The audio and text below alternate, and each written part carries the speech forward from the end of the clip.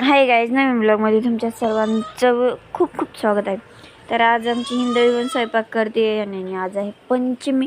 पण आमच्या घरी काही विशेष झालेलं नव्हतं, कारण ते सांगतोच तुम्हाला पुढे. चला, हे बघा हिंदवी काय करते म्हणजे मी स्वयंपाक करते आणि आईनी केली उंबरवड्याची भाजी.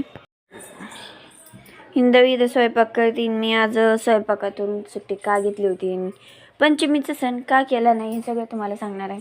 हां, आज पंचमी पहिला सोमवार होता, सर्वच होतं आणि मी काही मंदिरात कुठे गेलेला व्हिडिओ टाकलेला नाही आहे.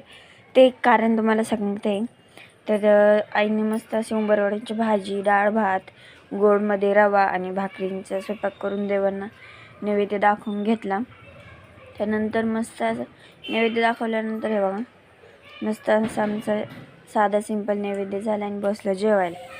तर मला बरोबर नव्हतं आणि मला मंदिरात जायची इच्छाच नव्हती, म्हणून मी काय बाई मंदिरात गेले आणि आमचा सण पण झाला. आईंनी कामावरून येऊन असं स्वयंपाक केला होता. चला मग आमच्या असं साधी सिंपल नागपंचमी साजरी केली होती आम्ही. तुम्ही कशी केली कमेंटमध्ये नक्की सांगा.